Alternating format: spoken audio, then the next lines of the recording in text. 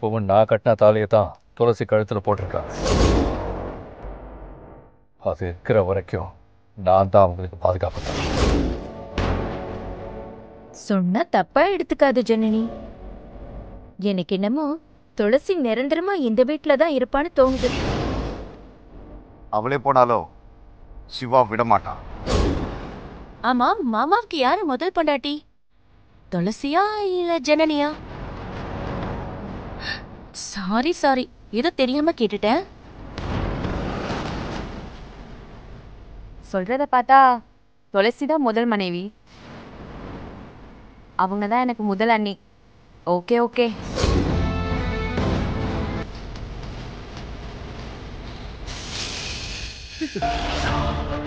ஜனனி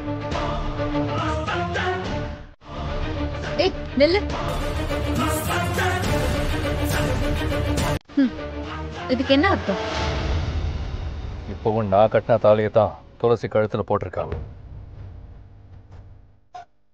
அது இருக்கிற வரைக்கும் நான் தான் அவங்களுக்கு பாதுகாப்பு தான்.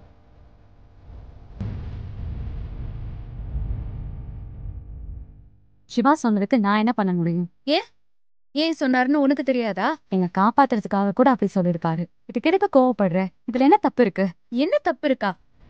அப்போ நீ இங்கதான் இருக்க போறியா? அதான் உன் பிளானா? நீங்க தேவையே இல்லாம பயப்படுறீங்க. நான் அப்பவே அவங்களுக்கு சொன்னேன், நீங்க தான் சிவாவோட வைஃப்.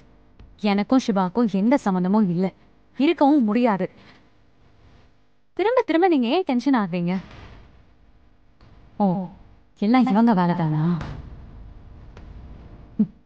இங்க பாருங்க, கண்டதுங்களோ சொல்றத கேட்டு நீங்க உங்களை டென்ஷன் பண்ணிக்க வேண்டாம். என்னால உங்களுக்கு எந்த பாதிப்பும் வராது, என்ன நீங்க நம்பலாம். ஏய், கண்டதுங்கன்னு யார சொல்ற? சொல்லி கொடுத்தவங்கள சொல்றேன். யார் சொல்லி கொடுத்தாங்கன்னு உங்களுக்கு தெரிஞ்சா அவங்கள தான் சொல்றேன். வேணும்னா போய் சொல்லுங்க. உங்க சண்டைய அப்புறமா வச்சுக்கோங்க, எனக்கு முதல்ல பதில் சொல்லு. சிவா ஏன் அப்படி சொன்னாரு? சிவா தானே சொன்னாரு, நீங்க அவர்கிட்ட தான் கேட்கணும். ஜனனி, நீ பேசினதெல்லாம் நான் கேட்டுட்டு தான் இருந்தேன். நீ ஏன் இப்படி யோசிக்கிற? சிவா சொன்னதுக்கு துளசி என்ன பண்ணுவா? எதுக்கு எடுத்தாலும் நீ எல்லாத்தையும் பெருசு பண்ற.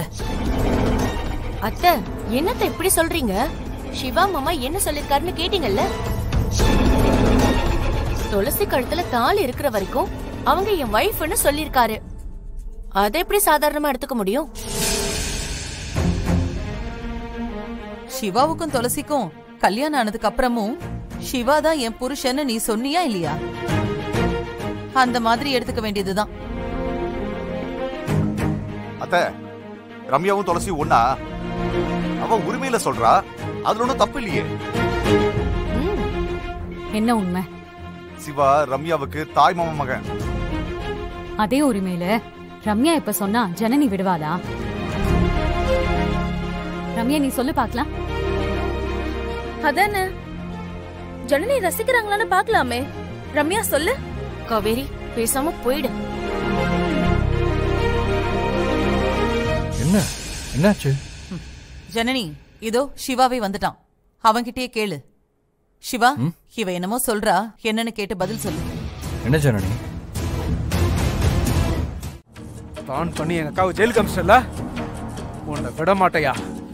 நான் விடவே மாட்டேன். ஏய், வழி விடுறா யோகி. அசிங்கப்படுத்திட்டல, பதில் சொல்லிதான் ஆகணும். அக்கா வெளியே வந்ததும் குடுக்கிற குடுல உன் குடும்பமே ஆடி போயிடும், பாக்குறியா? என்னது ஆடி போயிருவோமா? நீங்க தான் ராஜராஜ சோழன் பரம்பரையாச்சே. சிரிப்பா இருக்கா? நல்லா சிரிச்சுக்கோ. இனிமே உன் குடும்பத்துக்கு அழுக மட்டும்தான்.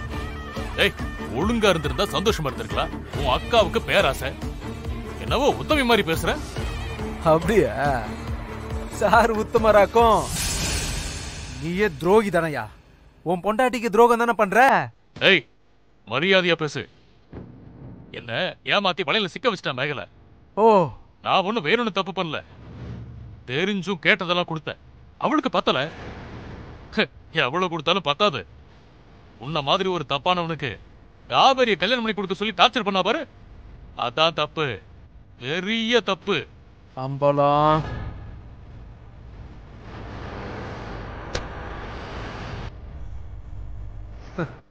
இத பாரு.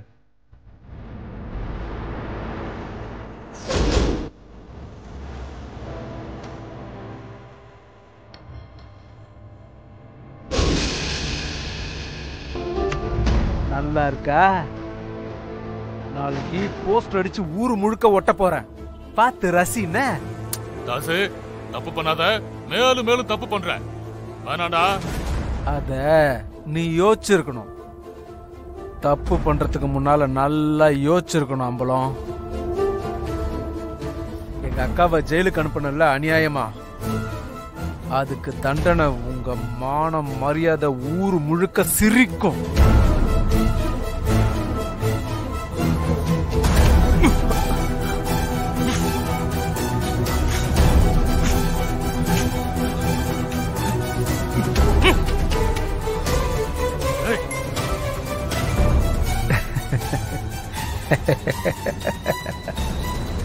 கிழிச்சுட்டா ஒன்னும் ஆகாதுன்னு நினைப்பா? லேப்டாப்ல நிறைய வச்சிருக்கேன். என்னைக்காவது நீ மாறிடுவேன்னு சந்தேகப்பட்டுதான் அக்கா அதெல்லாம் போட்டோ எடுக்க சொன்னிச்சு. நிறைய போட்டோ பத்திரமா இருக்கு. நாளைக்கு போஸ்டர்லாம் ரெடி ஆயிடும். எங்க கிட்டே வா.